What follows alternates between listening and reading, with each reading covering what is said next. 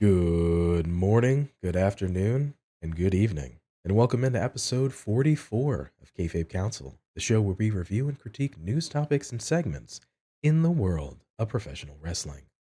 My name is Pretty Tony, and alongside me, as always, is the good man, TF Joker. Joker, what's the crack, brother? What's going on, man? Absolutely nothing. It's been the end of a long week. I don't know what this week has been, but it's been long. And it's just not the week before WrestleMania. So hopefully, this next week is super short so that we can get to WrestleMania weekend because that's all I care about right now. If you thought the week leading into WrestleMania was short, Oh no, I don't think. I'm hoping because I know that I have a lot of crap going on this week. Like in my personal stuff, I have a lot of stuff going on this week. So I just want it all to happen. I don't want any drama. I don't want anything else to happen. Just want it to go off so I don't have to do anything else. And then Mania. there's definitely a lot of things going on. Well, specifically, hopefully, things in your personal life go smoothly, as always, and for everybody watching and listening. But in terms of the wrestling sphere, hot diggity. I can't recall the tweet exactly, but Monday is Raw, then we have NXT, Dynamite, then we have Impact's got a thing, Ring of Honor, SmackDown, Rampage, the Hall of Fame, NXT Stand and Deliver, WrestleMania Night 1, WrestleMania Night One, 2, the night Raw two, Raw. Yep. after WrestleMania, delete is appropriate. Yep. Saw that tweet too. Yeah. It Uh, was the Ring of Honor pay per view on the Thursday as well. Like, it's got an awful lot of cool matches on it. And that, like, at the Thursday point, because I always see the Wednesday as sort of like the day that I'm like, there's nothing on here because, NXT doesn't exist. Um, I like have that like little break in my week, and then the Thursday is when everything just kind of hits. Thursday, Friday, Saturday, all day is going to be wrestling. Sunday, most of the day is going to be wrestling.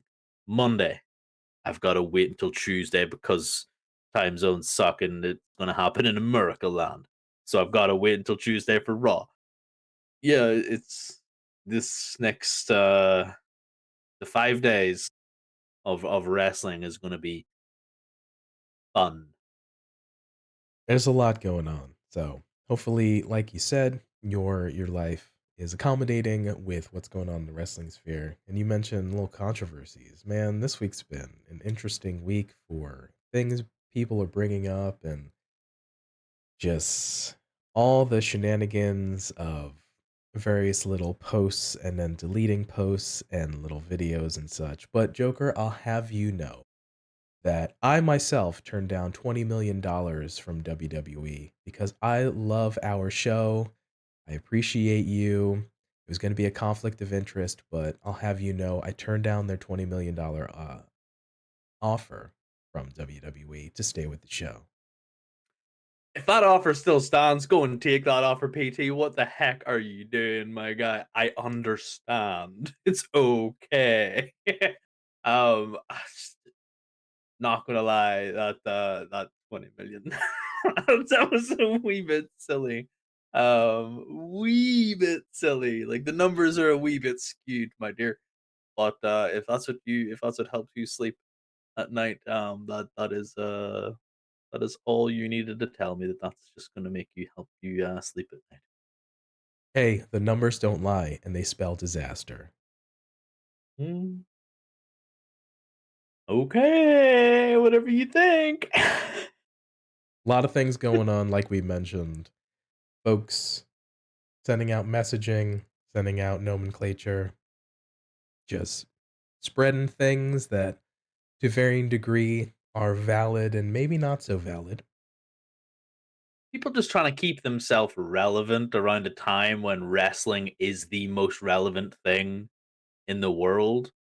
Like, we just talked about the biggest weekend for sports entertainment, and a lot of indie shows around that time get their shine as well because everyone is in town for the big event of Mania. And then, not soon after this, AEW has their own stuff. Like Ring of Honor has their stuff before that. Impact just have theirs. Like, these next couple of weeks are super big for the wrestling.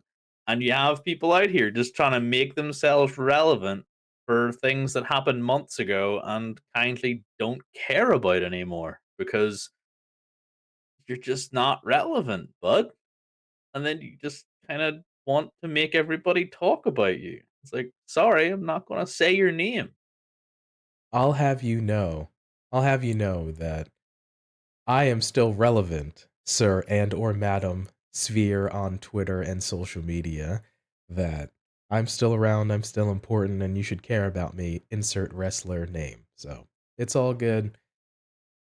Folks are trying to keep up with the Sure. Joneses and stick around, like you said, the most important kind of weekend or one of the biggest weekends of the year for the industry and pro wrestling. So it is what it is. Lots of stuff going on, but for you, Joker, and for the fans watching and listening, hopefully your week goes smooth so you can enjoy the plethora and potentially oversaturation of wrestling that is this week. Oh, it's 100% just getting hooked into my veins, and I'm just going to be done for wrestling for like about a month. Yeah, 100%. Fair enough. All right, as a reminder, you can find us in video form at youtube.com/Kayfabe Council and in audio form where we get your podcast from. On this week's episode, we look at WWE Builds to WrestleMania.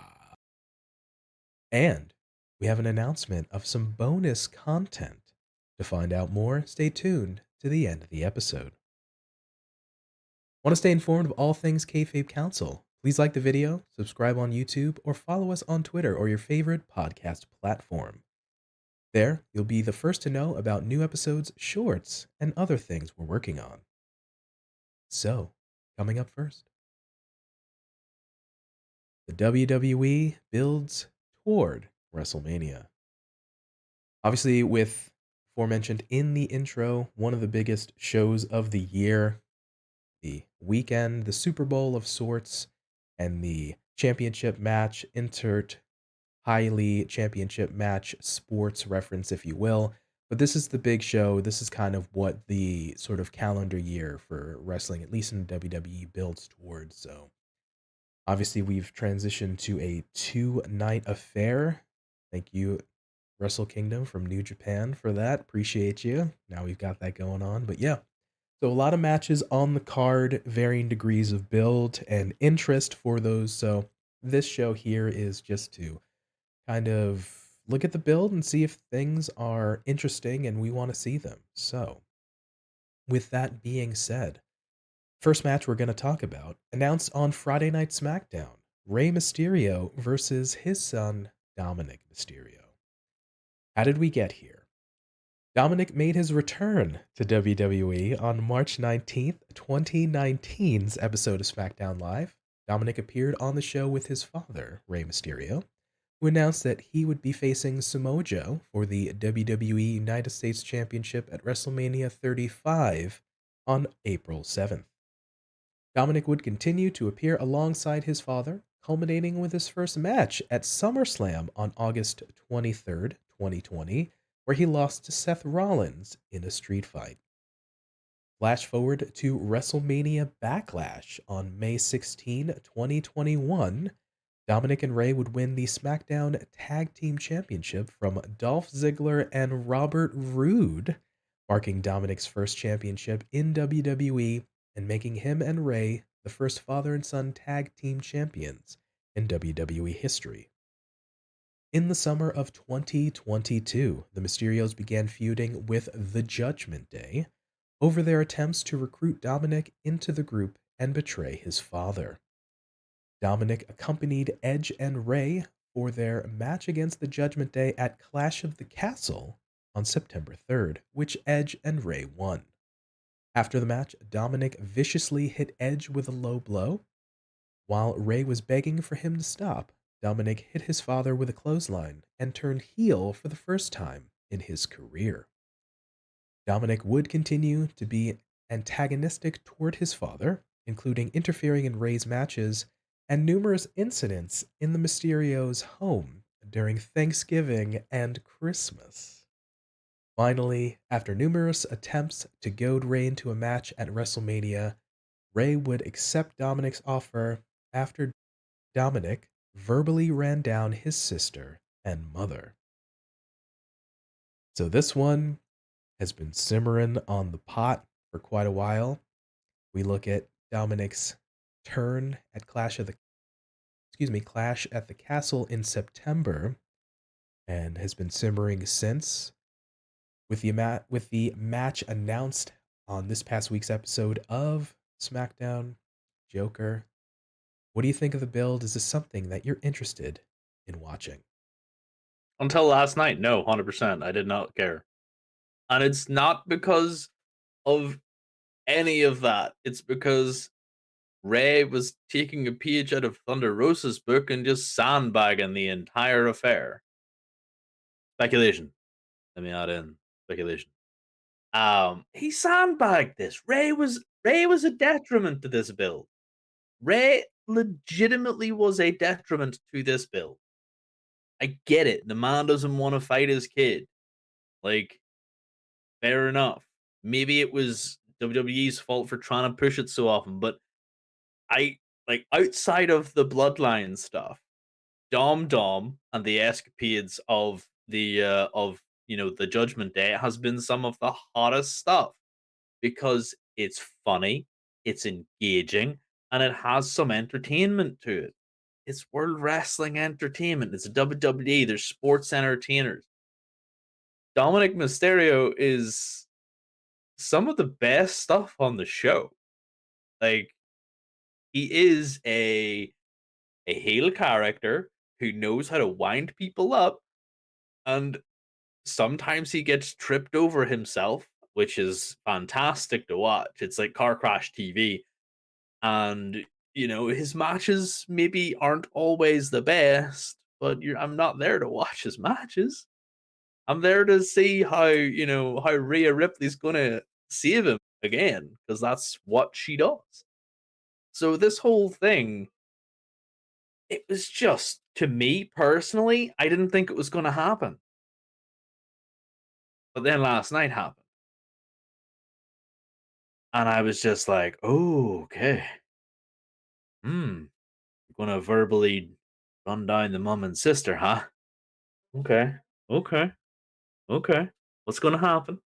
And Ray comes along and clocks his son. There hasn't been a bigger pop since, actually, well, I know it sounds really recent, but the pop for Sami and KO hugging, actually, I don't think was quite as big as the pop for when Ray smacked the taste out of Dom's mouth because everybody wanted to see it. He's this upstart little POS who is bad mouthing his dad, who just, will not leave him alone. His dad's a legend. It's all going, his dad's way. Oh, you didn't pay me any attention. Way. Self entitled little brat. And then everybody is behind Ray. Like, just do it, buddy. Even LA Knight last week is like, don't worry, I'll beat him. I'll even be LA Mysterio, and I can be a deadbeat dad too.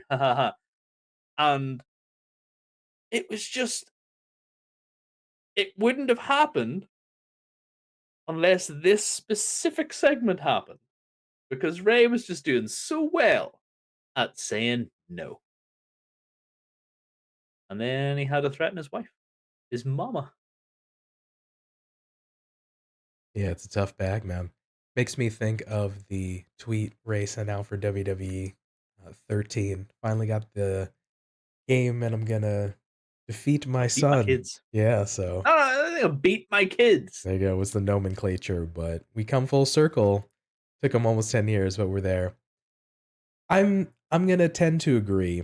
The I wasn't feeling this match. I think because of the way they were building it up with Dominik constantly challenging his father, and then, like you said, Ray kind of downplaying her, say, I'm not gonna fight you. So I don't know. It just wasn't something I'm like, all right, well, kind of, we're not gonna go with this match or whatever. So okay, I kind of wrote it off until the sort of culminating moment, like we aforementioned on Mm. this past week's episode of SmackDown. So it's one of those where it was a long burn. We talked about the summer of 2022. This was when they Mysterios and Judgment Day were feuding. This was at a point I remember, I think Rhea was out with an injury for a portion of the summer, and it was Finn Balor and Damian Priest. They those 2 had a tag match with Ray and Dominik, I think, like, on Main Event, which was like, "Wow, okay, this is kind of we've fallen there." But then subsequently, the heel turn at Clash of the Castle, and Dominik kind of revitalized and just leaned into just having a crack and just enjoying and this little prison dom thing, he's just kind of running with it and just having fun. So at the end of the day, I wrote it off. I wasn't interested. I think they made it a point to solidify it with the now he targeted his mom and called her a deadbeat mom, and that was too much for Ray. So now that was the piece. We got the payoff of the big pop for cheering for him hitting his son finally or whatever. But now we have this match, so the build was kinda lackluster for me. We went all the way from September at Clash of the Castle all the way to WrestleMania. That's a long time to kinda figure this stuff out, so and agreed. The downplaying of Ray kinda killed it for me, but be that as it may, we finally got the match, and I just think it'll be fun to watch and be interested in see how it plays out sort of with kinda Dominic maybe going over his dad to get a little bit of a rub ski, but either way, it should just be kind of fun, so see how these guys work together against one another. Yeah, it's gonna be interesting. I don't know. I kind of feel like maybe the mom should have given him a bit of a slap, and then we could have built anticipation for that as well. But honestly, I've loved since the fact that we've had Dominic portray Conan on TV unintentionally. And then him to admit this, like, actually, that's a good shout. I didn't realize I was paying homage to my godfather. Like the fact that this is really really cool. And then Conan's the one inducting Ray. I think like this whole family thing is just super fun if we include it all at WrestleMania. So we'll see.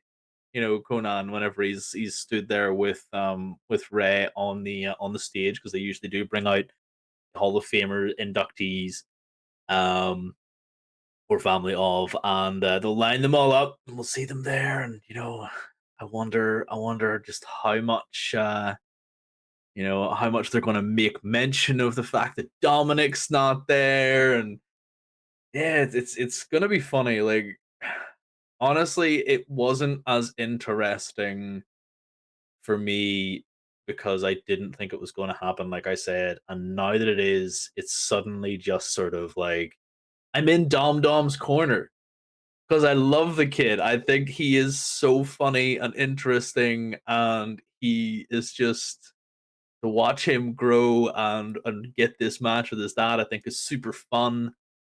It's not gonna be a 5-star classic. It's not anybody who's like, oh, it's gonna be super good. It's not. It's gonna be a mid card kind of match at best. If we're going by big old Davey Meltzer's ratings, it'll probably get 2.5 to 3 stars. The funny thing is, I don't know who's going to win it. Yeah, it's gonna be interesting to see Ray's the face, Dom's the heel, the young guy might go over, so it should be I am agreeance.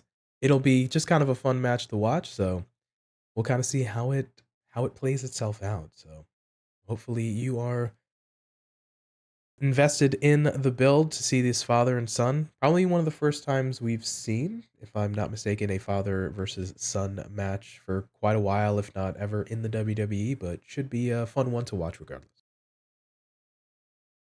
All right, coming up to the next matchup here. What's potentially billed as the main event for night one, the Usos, Jimmy and Jay Uso, versus Kevin Owens and Sami Zayn for the undisputed WWE Tag Team Championship. Since late 2020, Kevin Owens has an off and on again feud with the Bloodline, At Survivor Series War Games in November 2022, Owens was on the opposing team in the War Games match against the Bloodline, which includes Owens' best friend Sami Zayn, who joined the Bloodline as an honorary member in mid 2022. The Bloodline was victorious at Survivor Series thanks to Zayn betraying Owens. After Bloodline leader Roman Reigns defeated Owens at the 2023 Royal Rumble, Bloodline members the Usos and Solo Sikoa attacked Owens, while Zayn watched on in uncertainty. Reigns ordered Sami to attack Owens with a steel chair, but Zayn turned on Reigns and attacked him instead. Sami apologized to Jey Uso, who had become close with, only for Jimmy, Solo, and Roman to attack Sami as an emotionally distraught Jey left the ring as the rest of the bloodline continued the assault. This led to a match between Reigns and Sami at Elimination Chamber where Reigns won. But after the match, Owens prevented the bloodline, sans Jey, from further attacking Sami. On the following Raw, Sami said that despite their rough history, he and Owens would work together to take down the bloodline.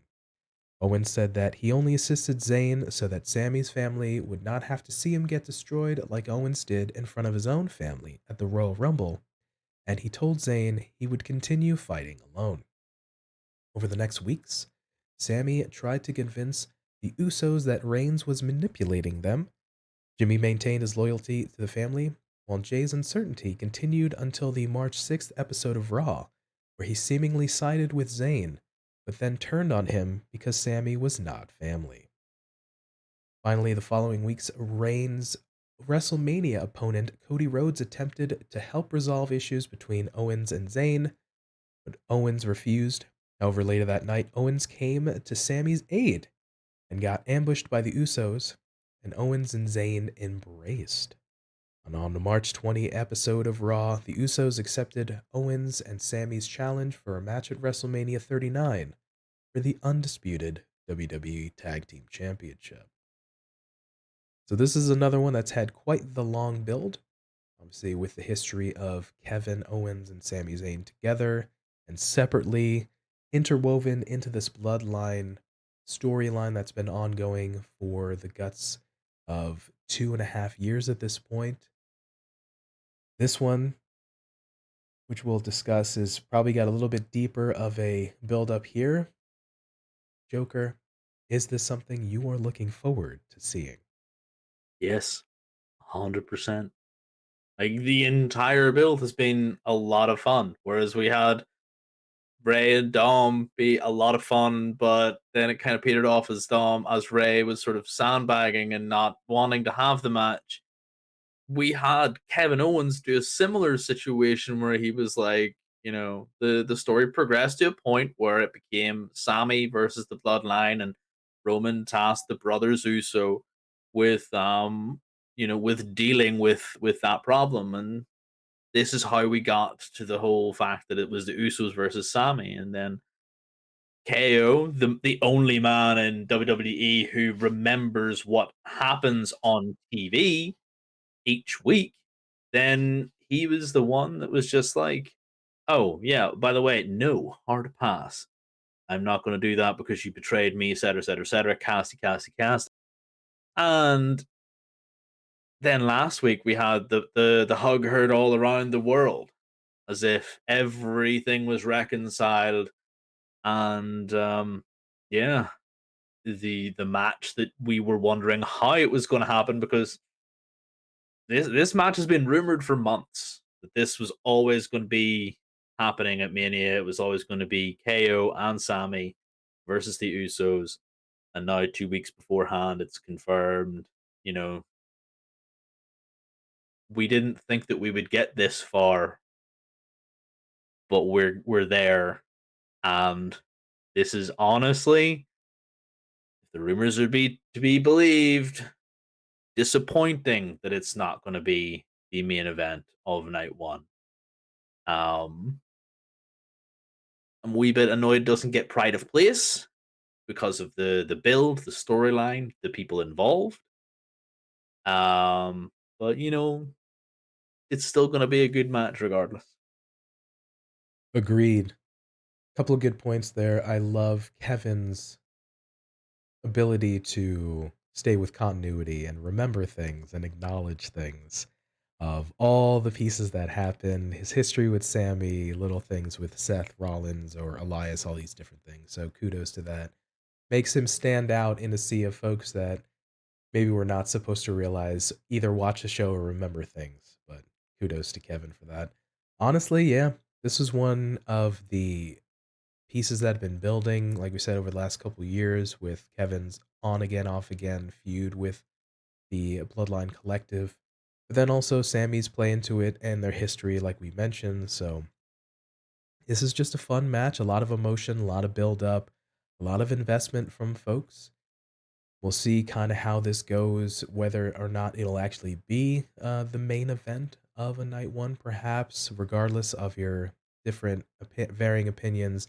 This is just going to be a match that I'm very much invested in. I want to see.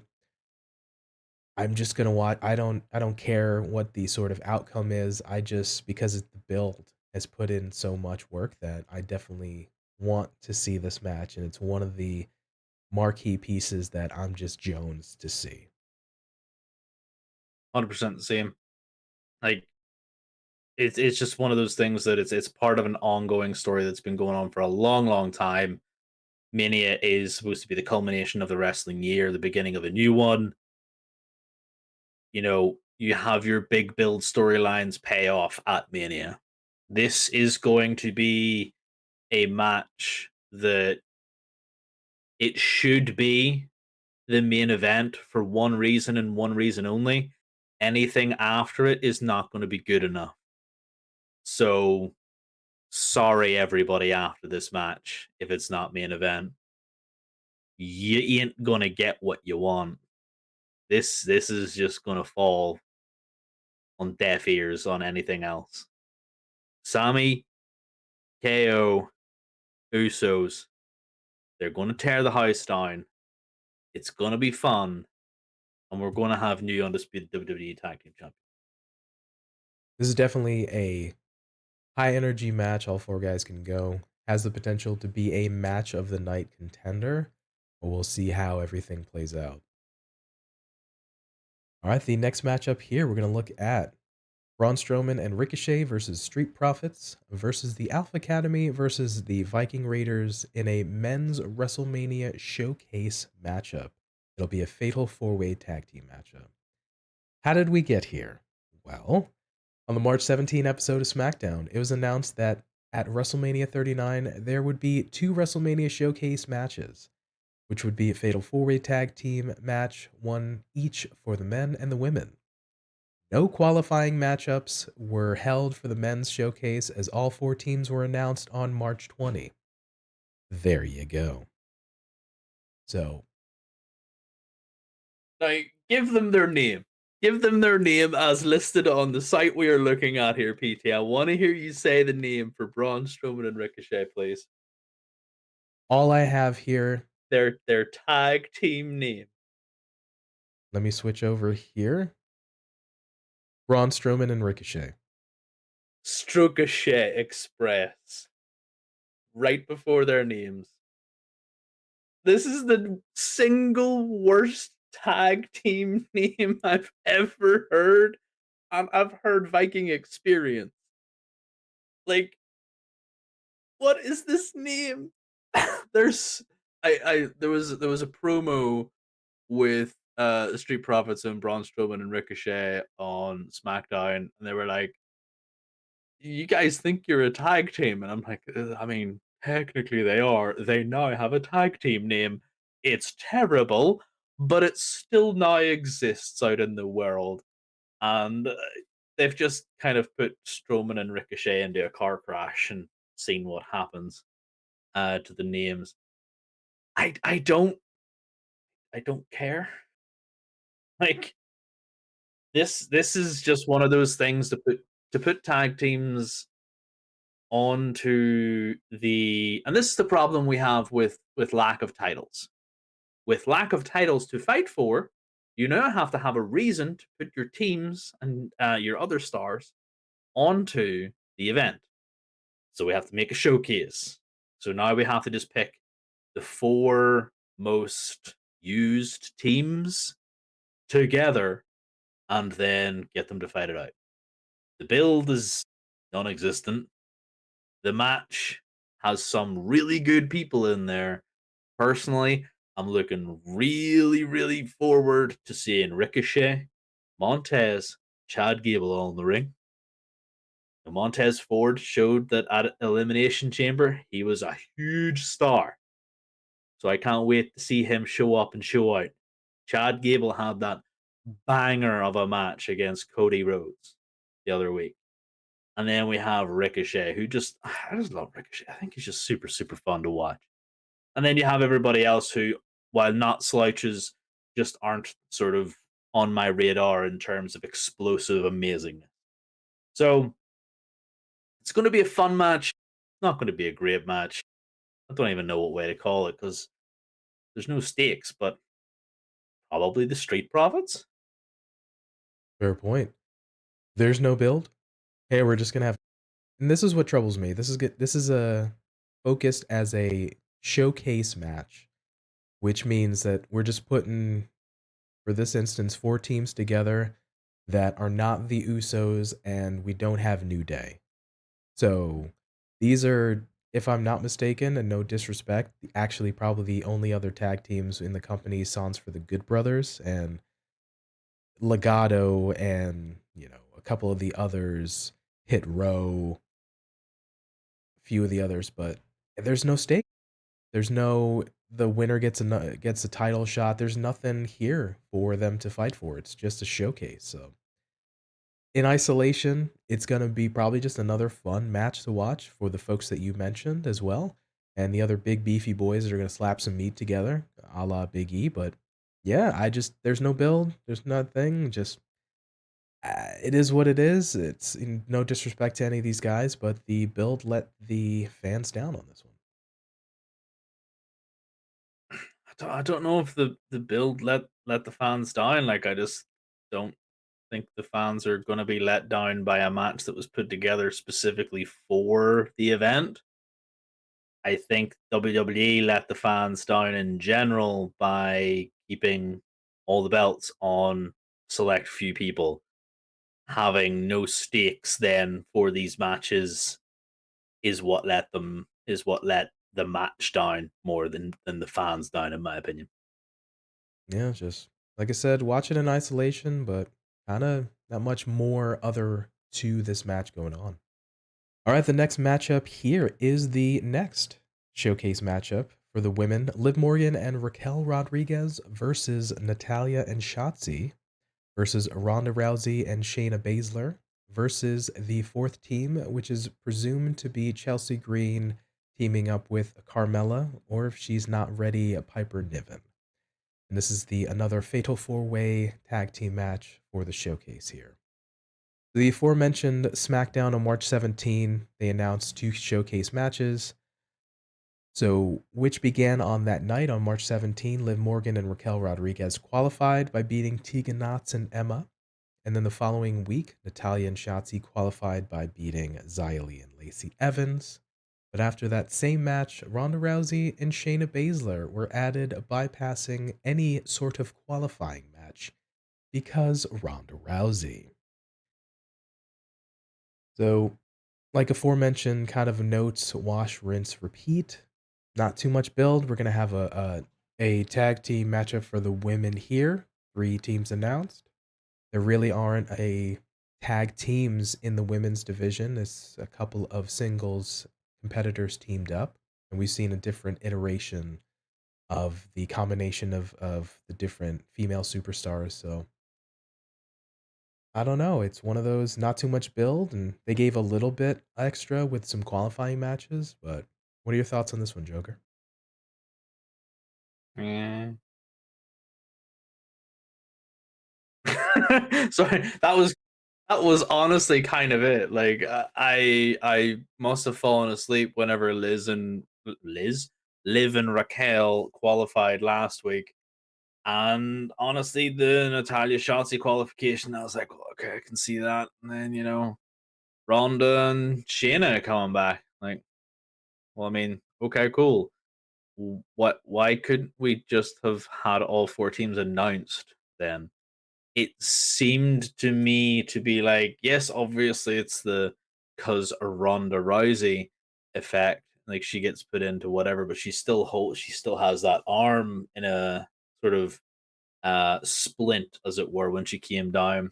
I also like the fact that she couldn't point directly at the sign as if she was lost. Like the sign was directly in front of her as she stood, but she was pointed off to the side. And as the camera kind of came close to her, she kind of slowly moved her arm.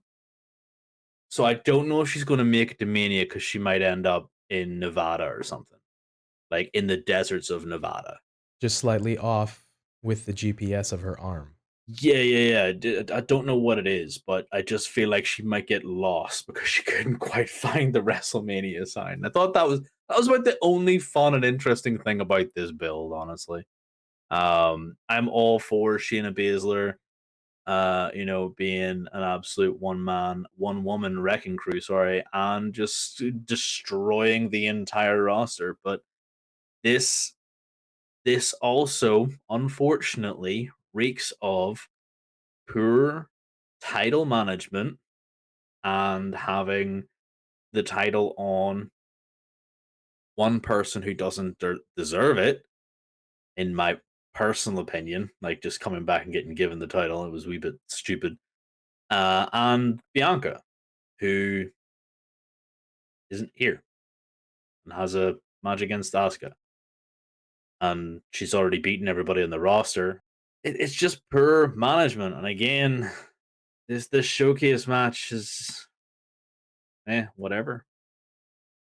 Yeah, kind of plucked the idea out of my brain as well. This just, for as far as we know, doesn't have any stakes. It's not for a number one contendership at the tag titles, which we'll mention later in another match. But this is just to presumably get some folks on the card for the men's and the women's match to have a showcase as it's labeled and no stakes are there and have a chance to be on Mania, get a good payday for the good brothers and the good sisters. So, yeah.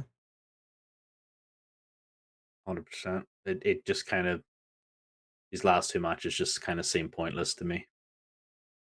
So, yeah, things can improve, but we're down to the wire. But this is the decision we're going with. So, hopefully, they can just have a strong match and just have fun out there. So, Yep. Show up, show out, maybe get a better spot in the card as we go forward into the new year. absolutely. All right, on to the next matchup here, Edge versus Finn Balor in a Hell in a Cell match. At WrestleMania 38, Edge won his match thanks to a distraction from Damian Priest. The two then formed a faction named the Judgment Day. For the next couple of months, Rhea Ripley and Finn Balor would also join the group. In June, however, Balor, Priest, and Ripley turned on Edge, kicking him out. In September, the Judgment Day recruited Dominik Mysterio. Edge continued his feud with the Judgment Day over the next few months, and he and his wife Beth Phoenix teamed up to defeat Balor and Ripley at Elimination Chamber in February 2023. On the following episode of Raw, Edge, who had felt his feud with the Judgment Day was over, lost his United States Championship match after interference from Balor. The following week on Raw, February 27, Finn said their feud was not done and challenged Edge to a match at WrestleMania 39. On the March 6th episode of Raw, Edge interfered in Balor's match, causing him to lose, and Edge challenged Finn to meet him alone on the next episode.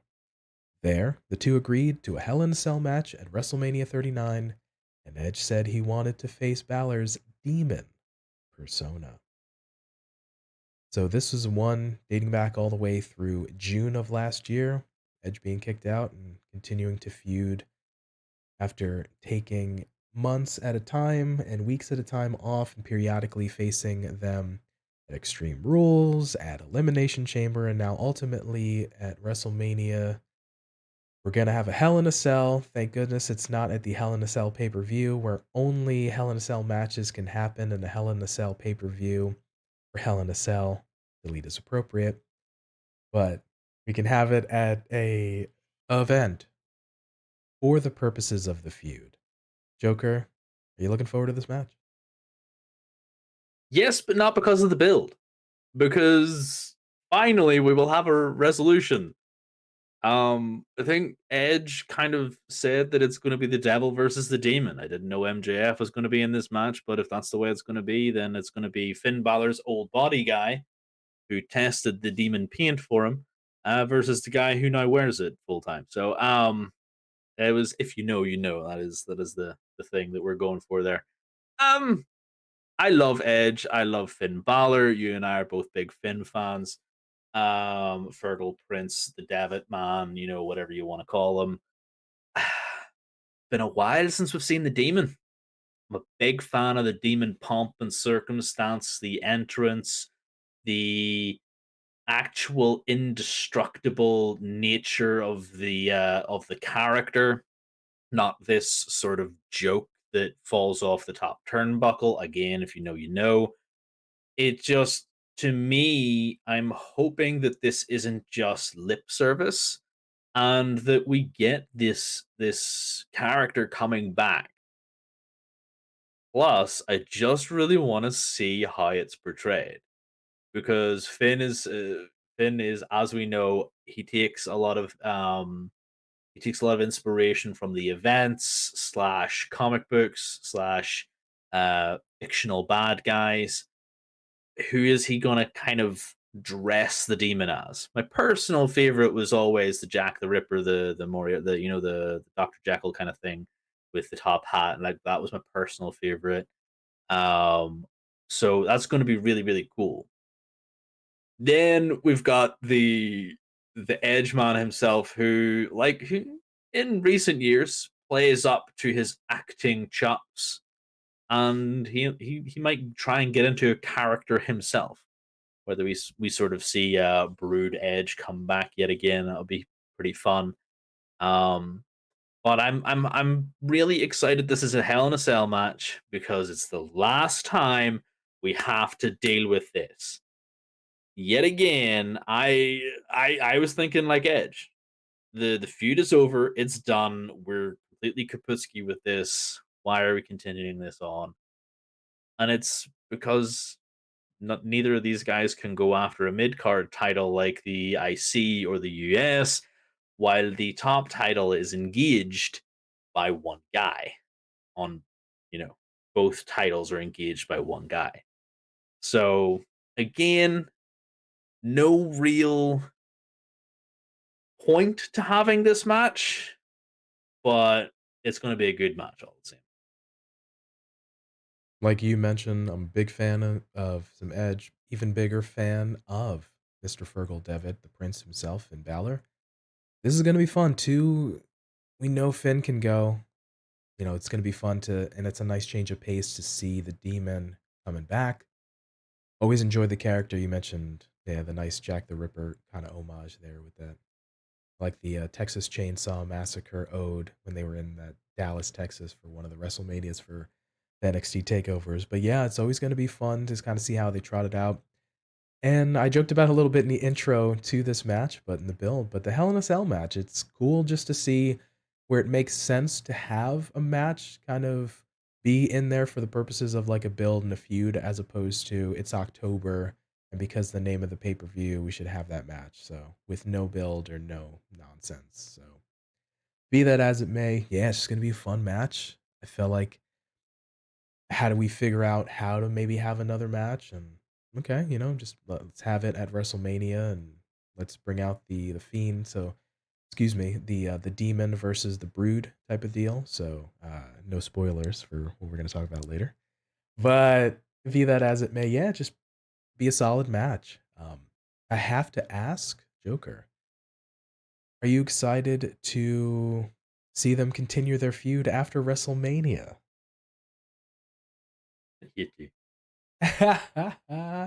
No, no, we're not doing this. We're not doing a Seth Rollins, Cody Rhodes. We're going to have this feud right up to the point at which somebody pops a peck and we have to get one of them off TV. Like, let's just Why did you put that energy out into the world, PT? Now that's going to happen. I'm going to point to you and be like, this is all your fault. I mean, we've already had it enough. I just, no. I want this to be the final nail in the coffin of Edge and his feud with the Judgment Day. I think Finn should win personally.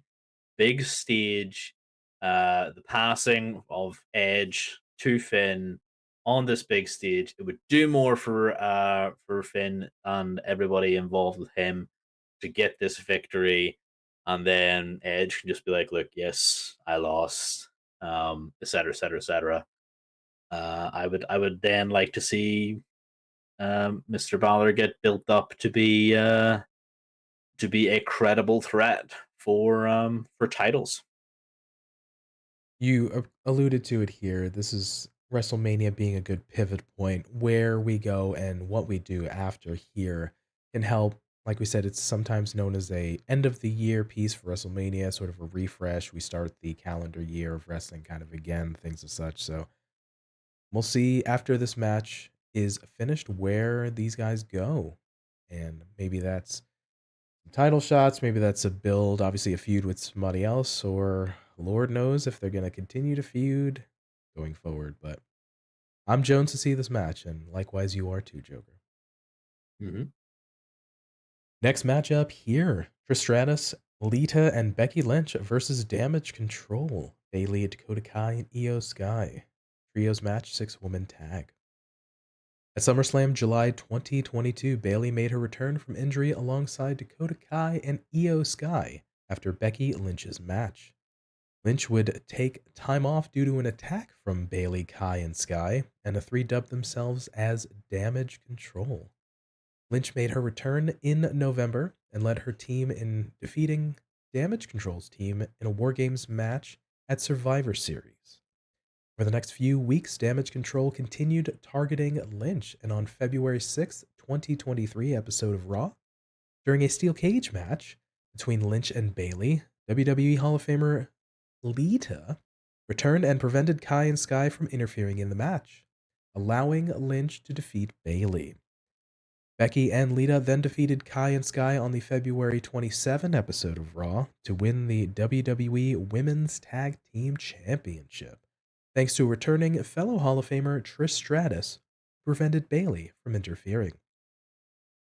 Finally, here, March 6th episode of Raw saw Stratus, who had retired at SummerSlam 2019, stating that she was coming out of retirement so that she, Lynch, and Lita would challenge Damage Control to a 6-woman tag team match at WrestleMania, to which Damage Control accepted.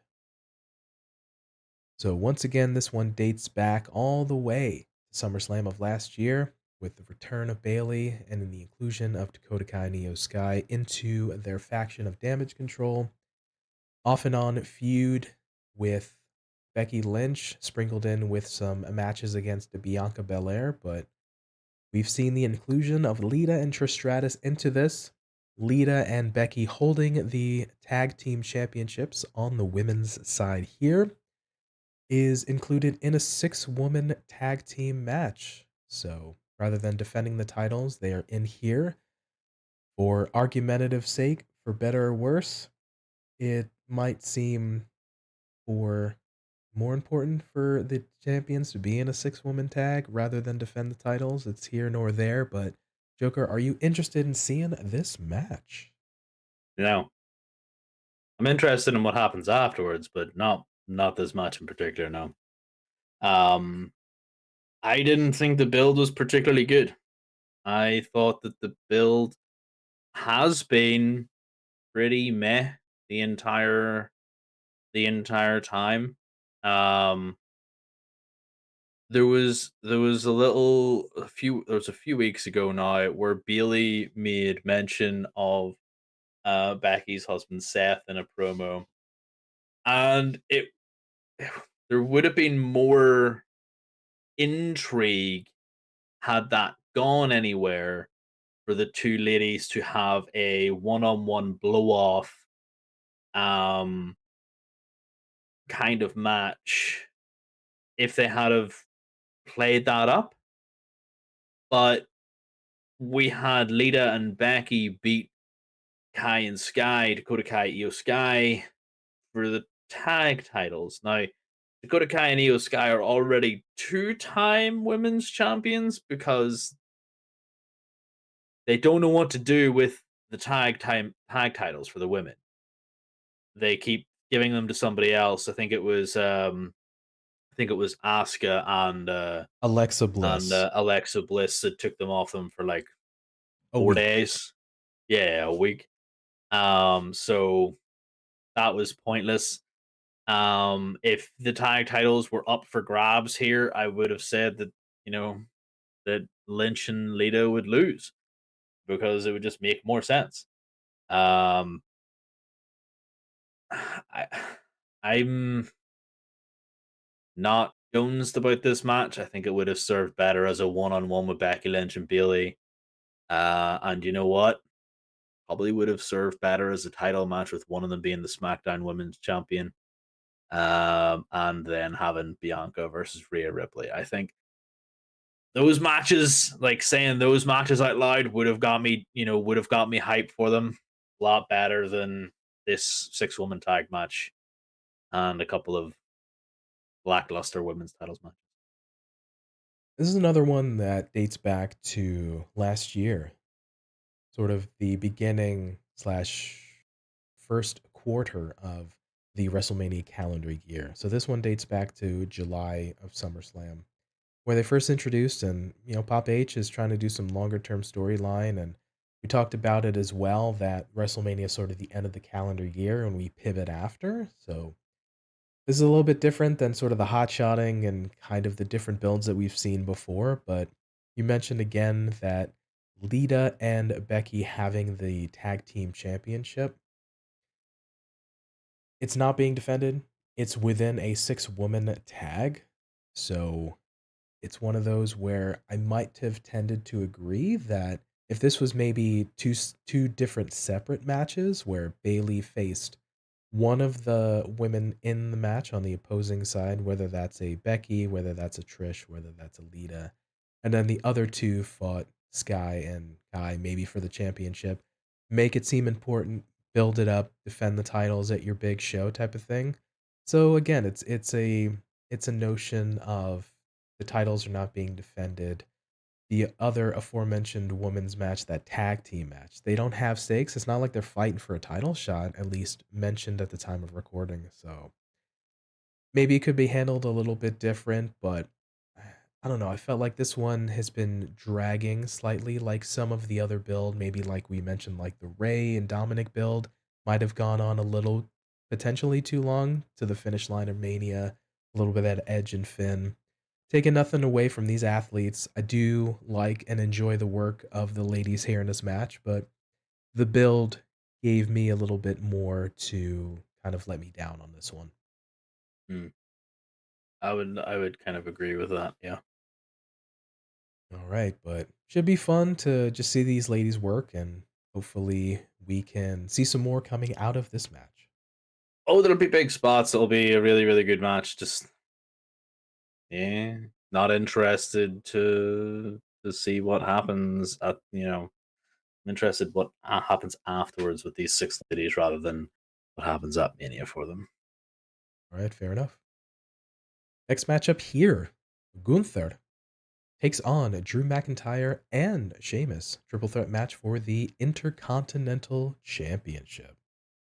On March 3rd episode of SmackDown, Fatal 5-Way match between Drew McIntyre, L.A. Knight, Yeah. Sheamus, Kofi Kingston, and Karrion Kross was announced for the following week, where the winner would face Gunther for an Intercontinental Championship match at WrestleMania. The next week, on March 9, it was announced that due to an injury, Kofi Kingston of the New Day, his tag team partner Xavier Woods would replace him in said match. A double pin occurred during the match in question, with McIntyre and Sheamus named co-winners. It was then announced that those two men would face each other the following week to determine a definitive number one contender. However, that match ended in a no contest after Imperium's Gunther, Ludwig Kaiser, and Giovanni Vinci attacked both men. WWE official Adam Pearce then decided that Gunther would defend the championship against both McIntyre and Sheamus in a triple threat match at WrestleMania 39. Here we are. So, this is another one that we kind of stumbled a little bit in figuring out how we got there, but the end result, the finish line, that we're going to have Gunther, Drew, and Shamo just beating seven shades out of each other here. The build was a little muddy, but I'm okay with the end result. What about you, Joker? I would agree with that. I'm okay with the end result. Not a fan of how we got here. It was a wee bit convoluted. The one thing that I think that was really good was the Fatal Five Way with the fact that we got to see Xavier Woods out there taking over, unfortunately for Kofi Kingston. It was great to see that man get some singles run, put on a fantastic show. Um, but the end result was always going to be Shamo and Big Drew versus Gunther. So I don't know. We probably could have just gotten there by going, I want a match. Okay. I also want a match. Okay. And then, that build would have been better. Like, I particularly like the fact that Imperium just kind of got into the ring. I love the fact that Gunther got in the ring. He was egging them on. Like, who's it going to be? Who's it going to be? Who's it going to be? And then, Giovanni and Ludwig just kind of blindsided the boys, and we got into this whole "I'm making it official." I love Adam Pearce's shtick of making things official. So yeah, it's just gonna be Sheamus and Drew beating Gunther up for a couple of minutes. Gunther lies at the other side of the ring, and then Sheamus and Drew will spend the next 5 minutes beating each other up. Then it'll be a hot tag, and for Sheamus will fight Gunther, and then Drew will fight Gunther, and then all boys will just, they'll hear the klaxon, it'll go off, and it's going to be a really heavy hitting match and a good fun match. Not too dissimilar, I think, personally, from the match Sheamus and Gunther had at Clash of the Castle, which was a banger, if you're to believe the Celt. So, yeah, it's going to be fun. I don't know. Part of me really wants Gunther to lose, but not get pinned. I really want Sheamus to pin Drew for the title, to win the title, and for Gunther to be so annoyed, and then to do whatever they need to do after that. But it'll also mean that Gunther goes on to bigger and better things as well. So I'm excited. I'm probably again more excited for what happens at the end slash after for these three guys. But like you said, the build was muddy. Got there in the end. Yeah, a lot going on with that. It makes sense as Gunther being the heel, a little bit out of character to just go in the ring and kind of goat both men. Who's it going to be? What's it going to be? And ultimately, as a heel, for his teammates to attack them. But the other notion of Adam Pearce, given it sucks, we've seen the authority figure played into the ground. He's taken a bit of backseat, so I like this little different presentation. He's like, you wanted a challenger, but you got involved and you made this happen, so it's gonna be both of these guys facing you. So agreed. Like we mentioned before, a little bit of muddied the path to get there, but the destination is solid. So I'm in agreement. Excited to see this match. It's gonna be hard hitting, lots of chops, lots of just stiff looking shots, and I am here for it. Oh yes, I cannot wait to see pictures of these guys afterwards. Because if you saw pictures of Sheamus and Gunther after Clash of the Castle, it was just raw red chests, and these three men love their chops. So it's just gonna be, if Eddie Kingston was in there as well, this would be the who had the best chops, in terms of today's professional wrestling. Um, just would have been chop fiesta, so fun. So yeah, I can't wait to see that. Yeah, potential of a match of the night contender for this one as well. Mhm. Next matchup here, Brock Lesnar will take on Omos with MVP. On February 20th episode of Raw, Omos and his manager MVP addressed the match between Brock Lesnar and Bobby Lashley from Elimination Chamber. MVP called Lesnar a coward and claimed that Lesnar intentionally disqualified himself because Lesnar knew he could not break Lashley's Hurt Lock submission. MVP then invited Lesnar to Raw the following week to accept Omos's challenge for a match at WrestleMania 39. That episode, after MVP sold him on the match, Lesnar accepted. This one, simple build. Omos made the challenge. MVP talked Lesnar into accepting.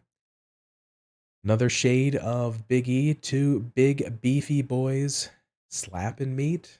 This one's just going to be an interesting one. Obviously, we don't see oftentimes Lesnar, who is a huge man, being dwarfed in terms of size as his opponent, but we'll see how this one goes. Brock being the more veteran of the two, kind of carrying Omos, so should be in isolation, should be an intriguing match to watch. Yeah, it'll be fun. Um, yeah, you don't often see, like you said, Brock being dwarfed, but almost dwarfs absolutely everybody these days. Not sure where this would go on a card for me, and I have shades of a Goldberg esque level of time attributed to this match, like only a couple of minutes. Um, I don't think we're going to see anything new here, but we're going to see something fun. So it'll be fun. It's all like the only thing that I really want from this match is I want Brock to come down to the ring in a tractor because nothing has beat that entrance for me since what was it, SummerSlam last year or whatever it was. Like just him with the tractor with the forks at the front lifting up that ring with Roman and stuff. I just need Brock to go Cowboy Brock one last time. Come down to the ring at WrestleMania in the tractor, please. That's all I want for this. Two things came to mind listening to your response. The Mania ramps are long, brother, so that's I don't know about all that, but I too want to see Cowboy Brock play up that Cowboy Brock persona. So let him just have the crack, let him just kind of do some bollocks, just have fun with it. And the other piece of, man, potentially just seeing him pick up Omos like for a suplex, for German, but really get him up in that fireman's carry for maybe they don't hit the F5, but just to see him, 'cause Omos doesn't get off his feet, just to see him lifted up and kind of slightly overpowered should be super interesting. But I'm in agreement this thing is not going to go overtly long. Definitely less than 10 minutes, probably around a 5 to 8, because with some staring and kind of just some, "Oh, I can't believe you just did that," type of pacing, but I could see this going on sort of in a death spot piece right after kind of a high energy match type of thing to just kinda help quell the crowd so we can pace it out a little bit, but yeah, don't see it going long and just gonna be fun. Yeah, 100%. I now that you mention that, I'll probably go on before the Edge versus Finn Balor or before the triple threat match for the IC title. Something like that Yeah, seems to be like it might be the best spot for it. But that's just a couple minutes of good fun. absolutely agreed. So, Cowboy Brock, let's go. Alright, next matchup here, Bianca Belair versus Asuka for the Raw Women's Championship. Due to the Women's Royal Rumble match winner, Rhea Ripley choosing to fight for the Women's SmackDown Championship, an Elimination Chamber match was scheduled for the Eponius event to determine Belair's challenger for the Raw Women's Championship at WrestleMania 39. Asuka won said match by defeating Carmella, Liv Morgan, Natalia, Nikki Cross, and Raquel Rodriguez. So this was the other side of the women's championship match. Asuka won the chamber. always fun. And we've seen sort of a slow filler kind of gap in between her winning the championship, now knowing she would face Bianca, to kind of weird stuff with kind of taking the title, kind of having fun against Bianca. They had a random tag team match, your standard fare leading into WrestleMania. The opponents team up, as I think mentioned by a commentator and or pundits as well. But I think sans the build up, I always like to watch me some Asuka because she's fun, high intensity, can have some fun during a match, and Bianca's super athletic. So even though we've seen this matchup numerous times throughout the summer and fall of 2022, we gave some space, and it's going to be a fun match regardless because these two women can go. Yeah, we've seen this match plenty of times. We'll see it again. It'll happen again after this. But you can't exactly say it's going to be boring. These two competitors are going to be absolute standout.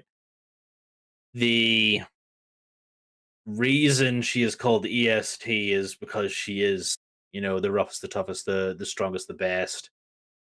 She is a really, really good champion, but does she win at Mania? She is the second coming of John Cena, so I would say probably, but I just don't know if I don't know what to do with the Raw Women's Title, PT, and I'm glad that I'm not in that position because, as far as I'm aware, Bianca is or was previous the last wee while competing in competitions for physique and whatnot. And absolutely fair play to her because even by the standards of athlete for wrestlers and sports entertainers, she has one of the best physiques in the game. She looks fantastic. And I saw tweets of her for her competition prep and stuff, and she was looking absolutely amazing at that. To do that and then to come to Mania, like she's obviously having to do an awful lot of changing in technique and training and stuff. And then she's gonna just come in and beat Asuka. Where does she go after that? She's still in the same problem of she's beaten everybody. Like, who does she take on at that point? So I kind of want Asuka to win this just for the sake of fresh matches or fresher matches, really. Um, and to bring the Raw Women's title back onto TV for a bit, as opposed to just having Bianca Belair promos with her showing us the belt. Yeah, it's going to be a really, really good match. I'm just not 100% sure who I want to win this. I don't think I'll be disappointed either way because, like I said, Bianca's fantastic. I'm not her biggest fan right now because I'm just sick of the mishandling of titles right now in WWE. Um, love me some Asuka. She has been sorely let down the last couple of times that she's been anywhere near a championship. So yeah, this will be one that also has a really rough time for me to figure out where it's going on the card and on which day. Yeah, Bianca has a background in track and field, and as you previously mentioned, last year she did some competitions for sort of bodybuilding and physique and things and such. But again, to her to have the discipline for all those things, as well as just be the women's champion, to be crazy strong and athletic is a rare feat to have the combination of the two. I'm in sort of an agreement. Bianca is fantastic. She's a great role model. She can go in the ring. She's a great representation for the company. Asuka's also just really, really amazing and character work, and the fact that she can have fun promos without speaking English really too is just fantastic and speaks to her as a performer. So I think it's more so, like you said, about the handling of the championships that if Bianca retains, then sort of who else, there would be sort of the next person. And that's not a disrespect to any of the other female superstars. It's just sort of how we handle the booking of it. But yeah, I'd be open to Asuka taking the championship just so, like you said, mentioned, we can have a different spin and have just a little bit different matchups and kind of fresher thing. Really just goes on the booking and kind of how Triple H wants to handle this, but I'm not mad at whatever the outcome is, and just it's gonna be a fun match like we mentioned. 100%. Next matchup here, Austin Theory versus John Cena for the United States Championship. Since April 2022, Austin Theory and John Cena have been teasing a match against each other over social media. The two briefly came face to face during Cena's 20-year anniversary celebration on June 27, 2022, episode of Raw where Theory mocked Cena and called him out of touch. In February 2023, during the Elimination Chamber post event press conference after Theory had retained the United States Championship at the event, Theory was annoyed that everyone was asking about Cena instead of his own accomplishments. After it was announced that Cena would be making his return on the March 6th episode of Raw, Theory stated that he would be giving him a warm welcome back. Theory confronted Cena on said episode and claimed that John was an inspiration to him, and then challenged Cena to face him at WrestleMania 39 for the United States Championship. However, Cena declined as he felt Theory was not ready. After some coaxing from Theory, Cena allowed his hometown of Boston to decide. They cheered to see the match, which prompted Cena to accept the challenge. March 24 it was confirmed that this match would open night one of WrestleMania.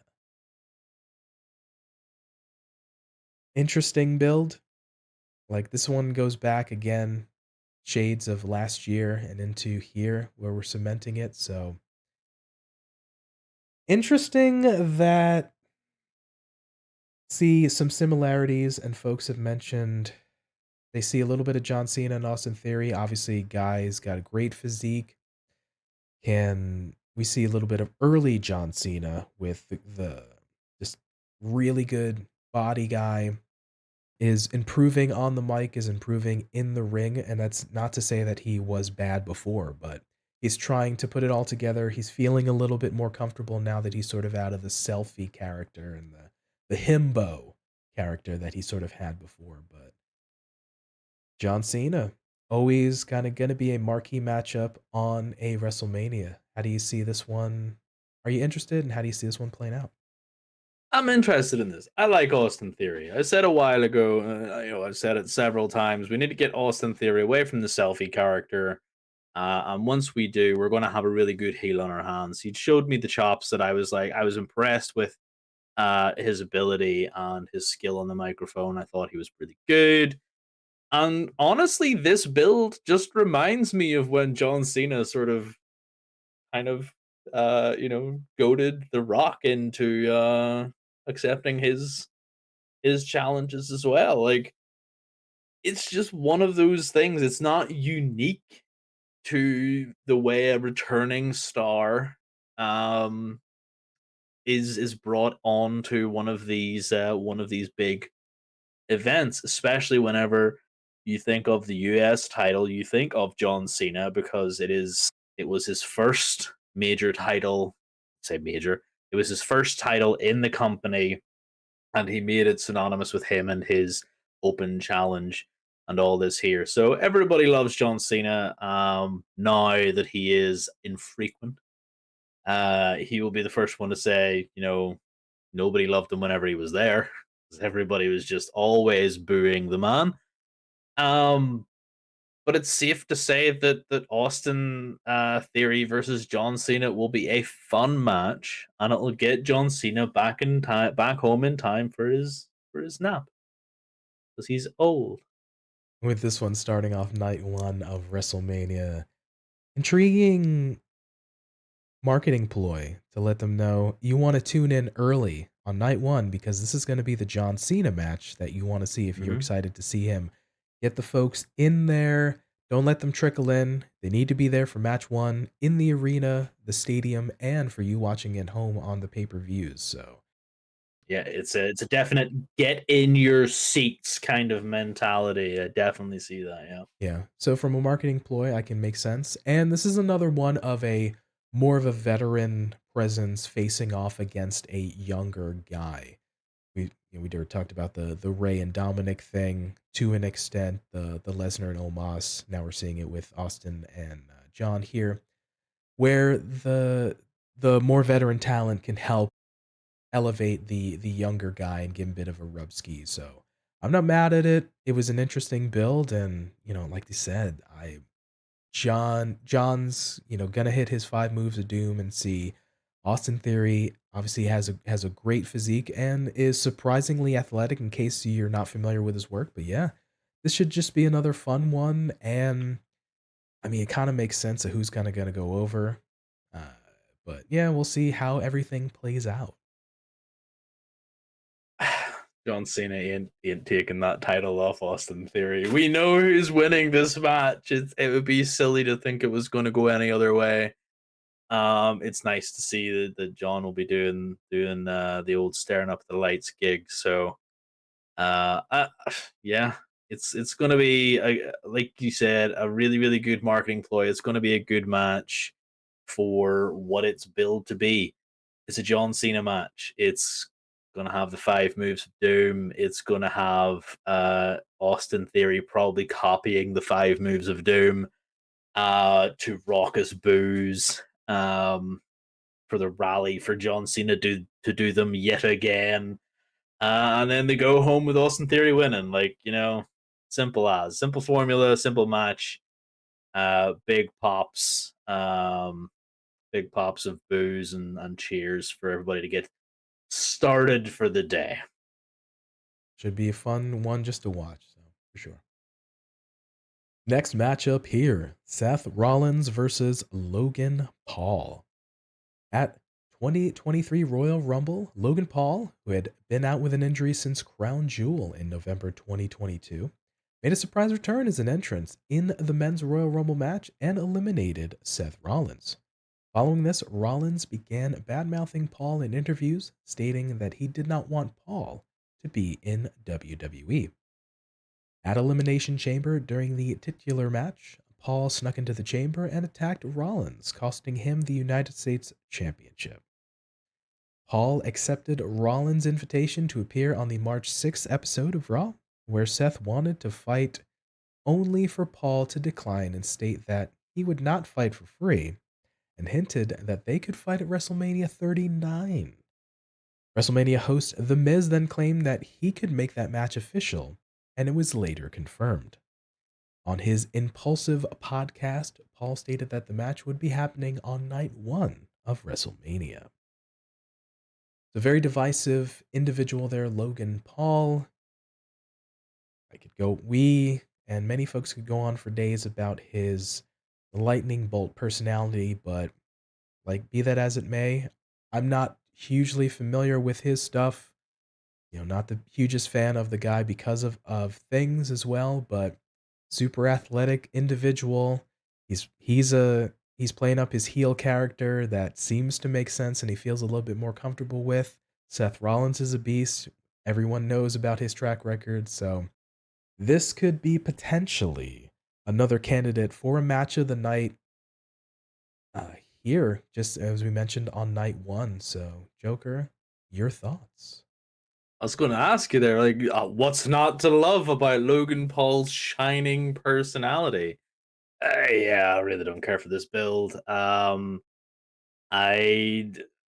wasn't paying attention to the interviews, the tweeting war that they had. I don't listen to the Impulsive podcast, so big shocker. Sorry, I am not a Logan Paul fanatic. Um, this match will be fun. Like you said, Seth is a beast, can go in the ring for days. We've seen the athleticism from Logan Paul with him and Ricochet recently at the Rumble, just meeting in midair. Spot that's been done before by several other wrestlers, but most recently in the Fed has been done by Logan Paul and Ricochet. So good to see that this man does have the athletic chops, and he does have psychology outside of the ring to rile up a crowd. Like, he knows how to push people's buttons. He is the outsider. He knows he's the outsider. He's not. To compare him to another outsider, Ronda Rousey, it doesn't seem like he cares as much to be booed by the crowds. Whereas it didn't sit well with Ronda that she was being booed as the champion and all this here. But Logan, he knows what it's like, what to do, his job, and he's built this well with Seth. Not interested in it, but I'll watch it because it's on and it's there.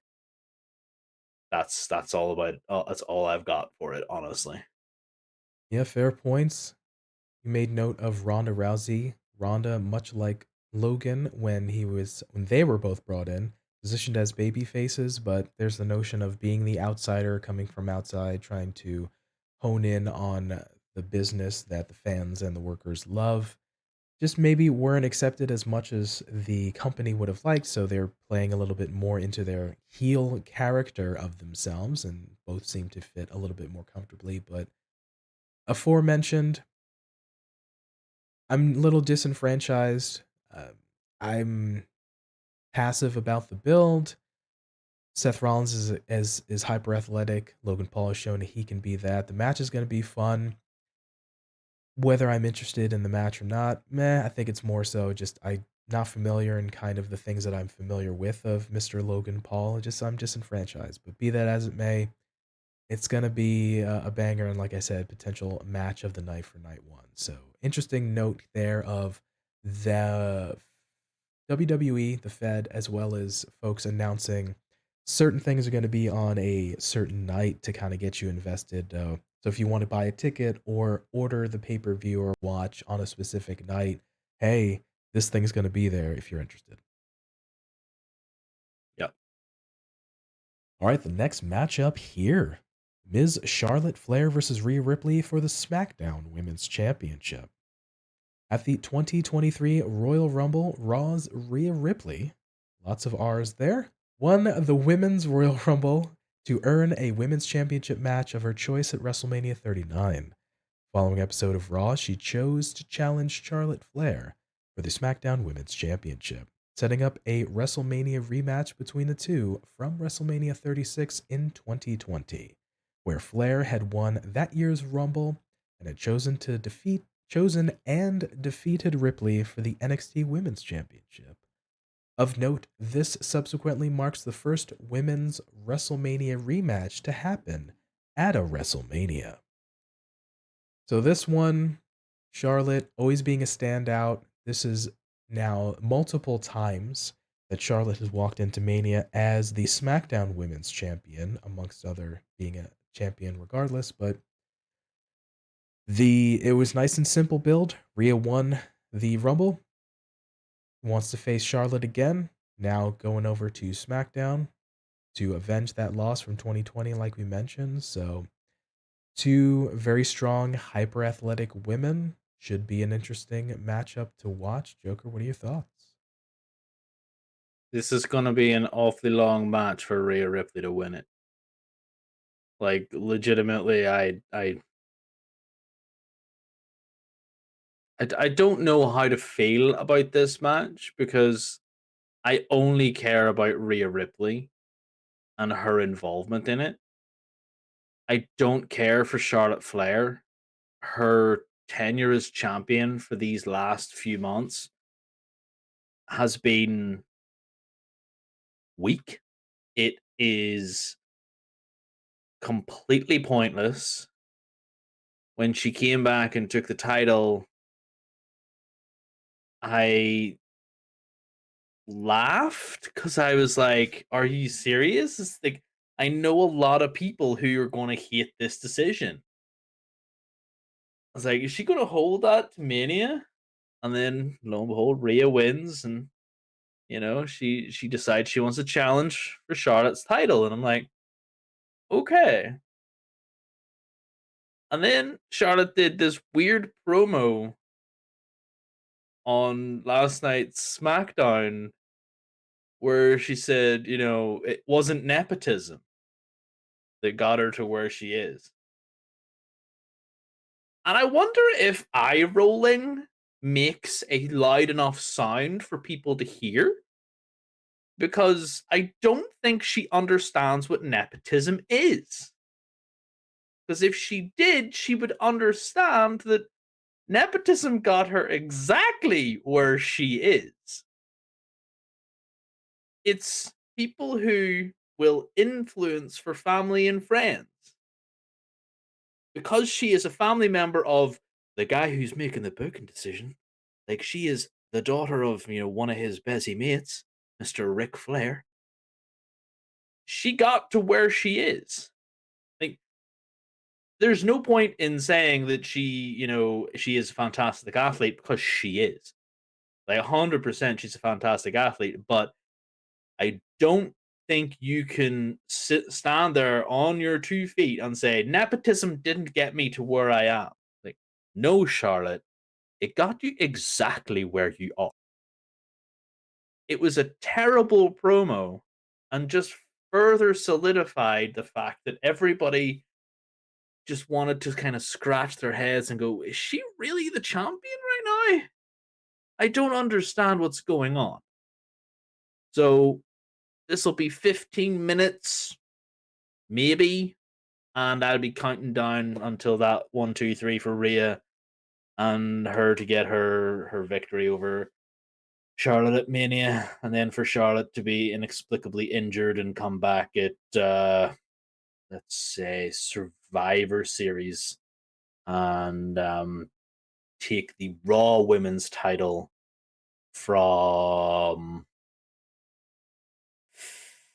let's say, Io Sky.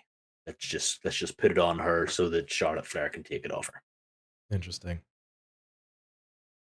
Not the hugest Charlotte Flair fan myself, but you brought up the notion of the nepotism thing. Her Charlotte bring with promos, to be fair, she feels probably or seems to feel a little bit more comfortable as a heel. And Mm, this sort of run with the title, it's one of those where I think she's meant to be a baby face, but, like, mhm, she kind of cuts these, like, heelish things and then tries to smile and smirk type of thing, so you get that little bit like Randy Orton. I'm the same exact character. I carry myself exactly the same, or that Triple H thing. It just depends on who I'm fighting that determines mhm. whether I'm a heel or face. Yeah, yeah, yeah. I'll say this very briefly again. Like I said, I'm not the hugest, Charlotte Flair fan, but the idea of nepotism, like, in isolation, the being a family member of a thing can help you get in the door.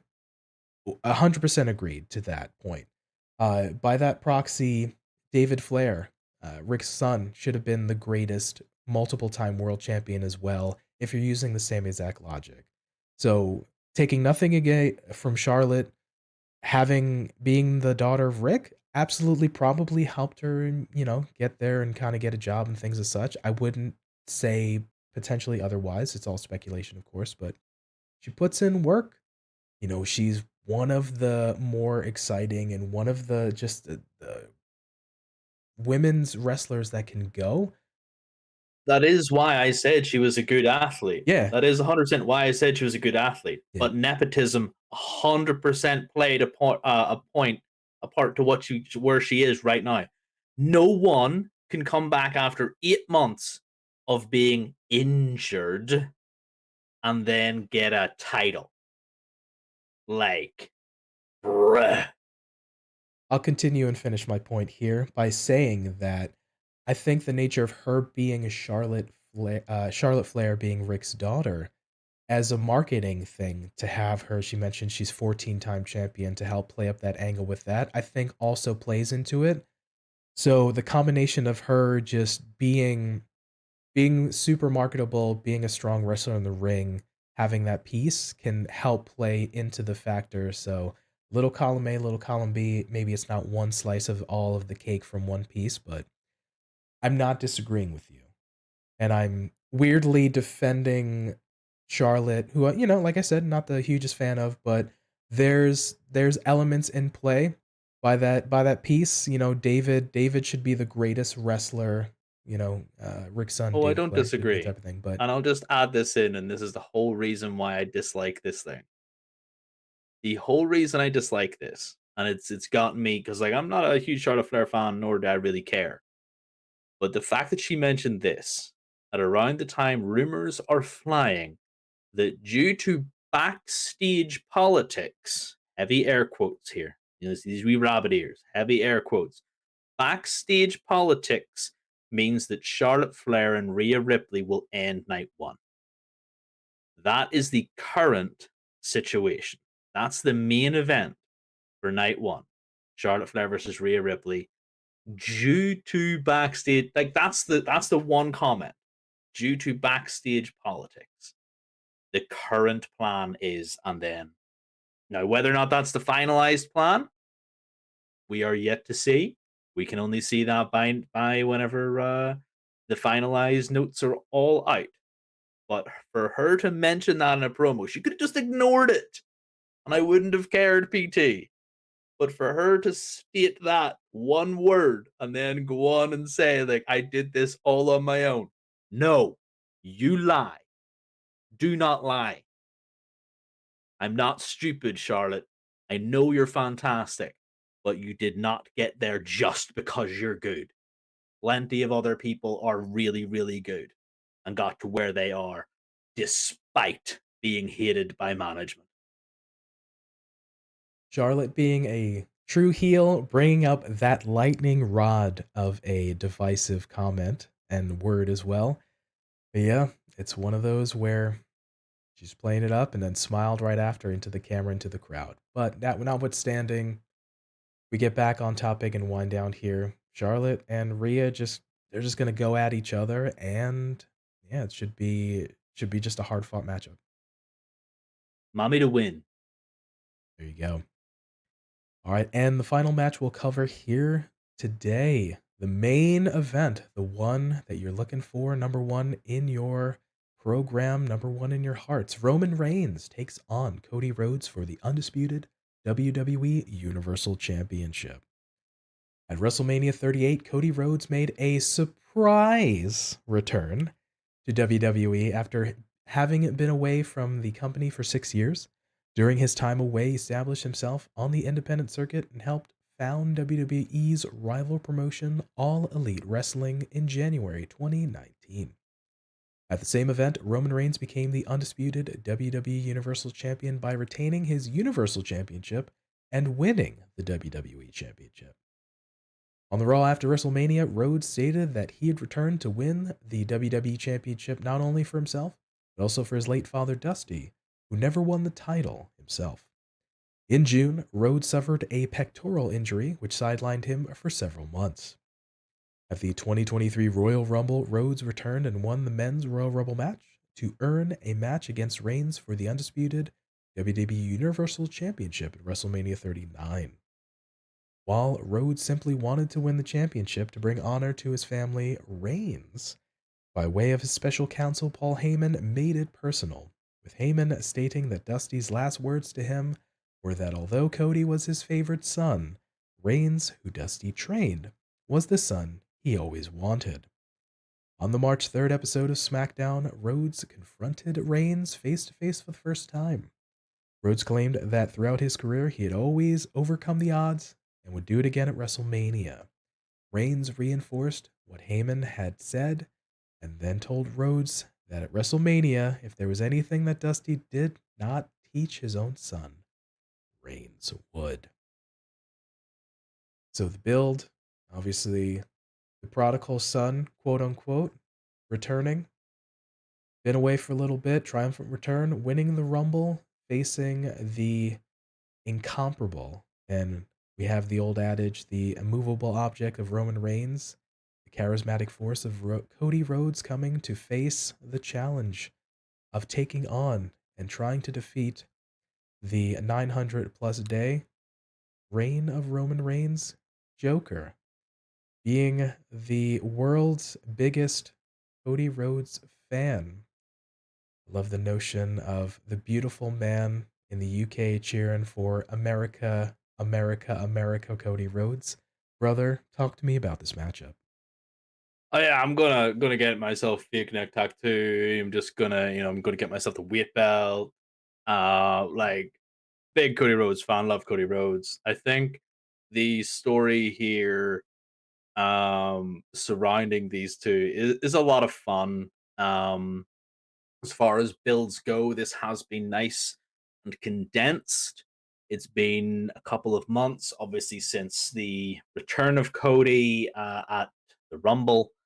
Um, we were worried that this would get a wee bit too draining. It's nice to see that there have been little pockets of mixing with other parts of the bloodline, and with the proud papa that is Cody getting the prodigal sons, Kevin Owens and Sami Zayn, back together. Still, that image of Cody standing smiling at the TV screen as KO and Sami hug it out is just burned into my brain. It's fantastic. um Also, the fact that those two saw that exact scene on the Titantron and they were giggling about it while they were in the ring the next week. So, I love Cody Rhodes. I love everything that he kind of he brings to the table. He brings that seriousness, but he also brings a jovial nature, and somebody who has now got that experience. Um, it's just so good to see that we have somebody who is not just going after the title because I need to wrestle this from Roman's hand.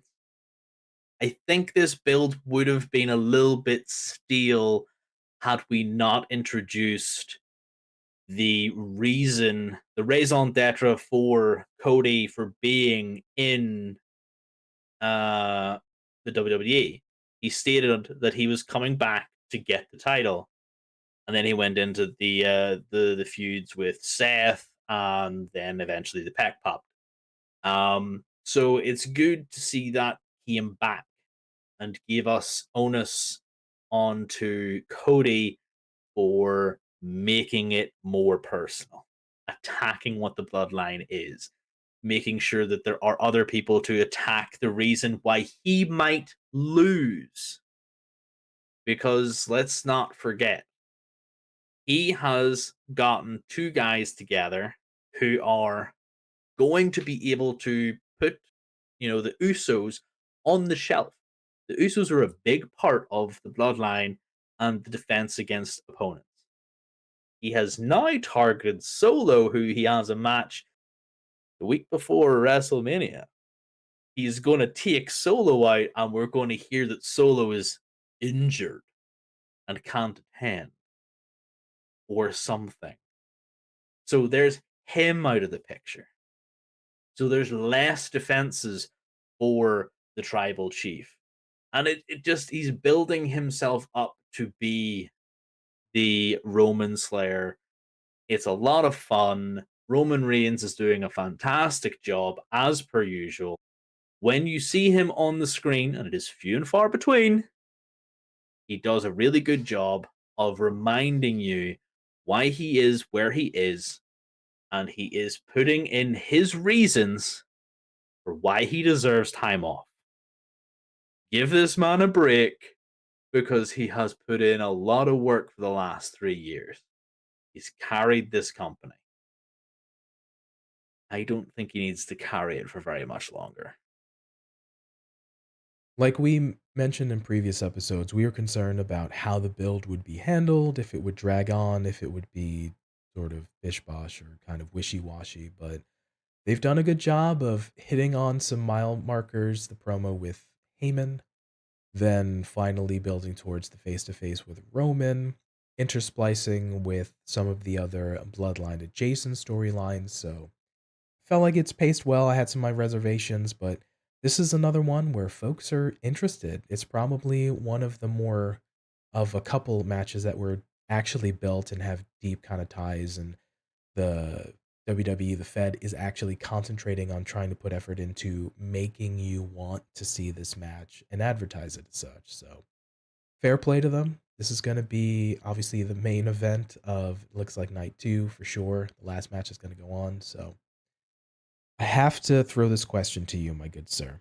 So, with this being just really the buildup of the buildup, it said everyone's betting the farm, the house, the car payment, the what have you, that Cody is walking away with with the championship here. And you mentioned a little bit about Roman holding it down with the company. With everyone having Cody winning as a sure guarantee, if Roman walks away with the championship, what would you see as his next challenger to face him? Or if Cody wins the championship, who do you see as his next challenger? Roman has no challengers. Roman's only challengers exist as the bloodline itself. And for the bloodline itself, you do not need the titles. We have mentioned before about who would get the most benefit out of beating Roman Reigns, and at this current point in time, Cody would gain so much more than he would lose should Roman beat him. Roman doesn't gain anything by beating Cody. Yeah, sure, okay. People could argue he could go to 1,000 days. Cool. We are no longer in the time period where you would go weeks and months without huge displays of physical prowess a la the wrestling. Okay. We have we have weekly shows. We have 2 weekly shows. We have, a lot of wrestling. So there is a reason that champions are champion for a max of, on average, a year. Roman is an outlier. He's almost been champion for 3 years. 930 something odd days, I think it is. And I would love to see him be 1,000 day champion. I think that would be fantastic for him. But the timing's not there. Do not force it, because Roman does not gain enough by beating his only credible contender left. The only people who Roman can fight after this are people who have not been built to be credible contenders. Your Damian Priests, your Finn Balor's, your Montez Fords. Unless you want to spend the next 6 to 8 months building each of these people up to be credible contenders, and then having your Seth Rollins, your Bobby Lashley's, your Drew McIntyre's, your Sheamus, your already pre-built main eventers, and Cody Rhodes, because he is the superstar attraction of WWE right now. In his own words, that's not mine. He likes being an attraction. Do not misconstrue. I am using his own words. You have the superstars and you have the attraction already built up. I would love to see Cody against Bobby Lashley, against Drew, against Sheamus, against Gunther. I don't care to see Roman against any of those guys, because for the most part, I've seen that match. So, to answer your question, The entire roster is Cody's oyster. And for Roman, he gets time off anyway while we wait for Montez Ford to come and beat him, or for Damian Priest, or for Dominik Mysterio. So I just feel like the upside for the company is better with Cody winning, with for the fans as well. The fact that we get a whole plethora of new matches, because don't forget, Cody has faced Seth Rollins, Seth Rollins, Seth Rollins, Seth Rollins, Chad Gable, and I think that's it. And he's about to face Solo Sikoa. He has been back for almost a year, and he has fought 3 to 4 people. Ludwig Kaiser on SmackDown. Oh, sorry, Ludwig Kaiser. There's 4 people. No, wait, is that 3 people? That's 3 people. Seth Rollins 4 times ish, Chad Gable, and Ludwig Kaiser, and he's going to fight Solo Sikoa. So there's 4 people in 1 year. Technically, Roman has fought more in that 1 year, but Cody was out for 8 months. So take from that what you will. Upside's better with Cody. Let's just pull the trigger. Let's just have something new, and have the bloodline implosion doesn't require a title. Very interesting notions, very argumentative on the internet wrestling community and on social media. I can understand the argument for both sides, but it kind of makes sense just to do kind of what makes the most sense for the company going forward. Like I had mentioned, everyone's betting the farm, the house, the car payment, all the things on Mr. Rody Codes, American roller coaster himself, to win the championship at WrestleMania. So we'll see how it goes. Just be careful. I do not condone personally, nor we here at Kayfabe Council condone gambling, but watch it for what you will, and let's see how it plays out. And everybody just enjoys singing Cody's theme tune after he wins. Whoa, whoa, whoa. Whoa. All right, so those were our thoughts on the build to all the WrestleMania matchups and what we think is going to happen and all the feels that we feel like it's going to be for a long and interesting series of nights and just some good matchups we're looking forward to. Let us know down in the comment section below on YouTube or hit us up on Twitter, Instagram, and let us know what your thoughts are on WrestleMania and the build and the matches themselves. And tell us what you're looking forward to the most for either night 1 or night 2 of WrestleMania. All right, coming up to the aforementioned big announcement, like we said we would share with you earlier in the episode. Guess who's back? Back again. Kayfabe Council's back. Telling friends. That's right. We are coming back with another live stream. We're going to sim some matches for WrestleMania in WWE 2K23. This one is going to be happening this coming Wednesday, March 29th. It'll happen at 8 p.m. UK time, 3 p.m. Eastern, 12 p.m. Pacific.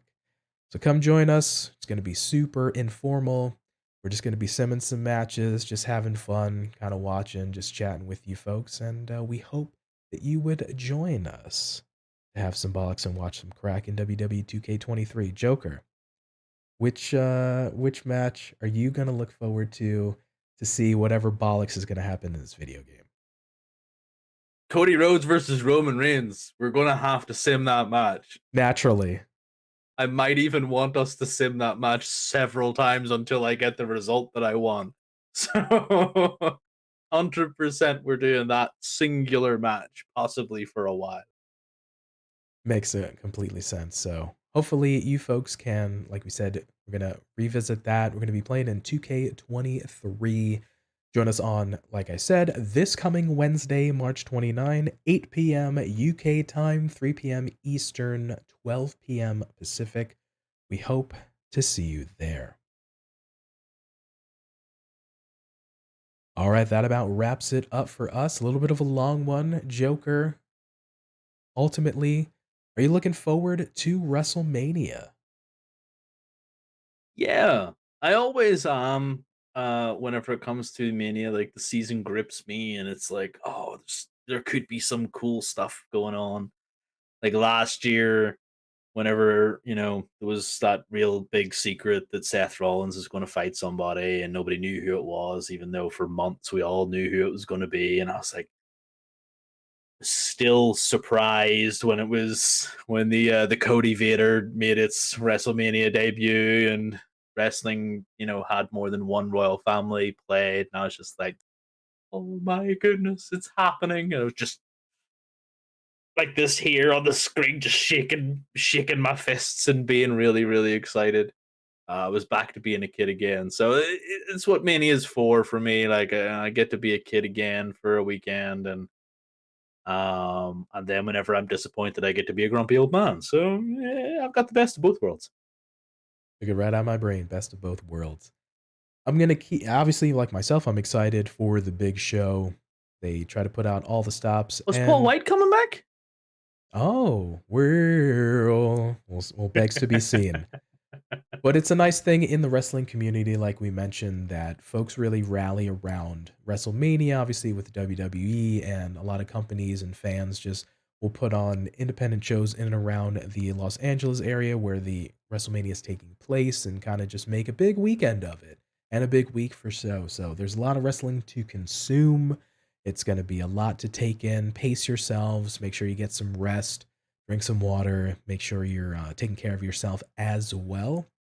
I'll leave it one kind of last final thought. I want to keep my expectations kind of tempered, but for Mr. Cody Rhodes, I want to see, and we joked about it in our Discord chat earlier.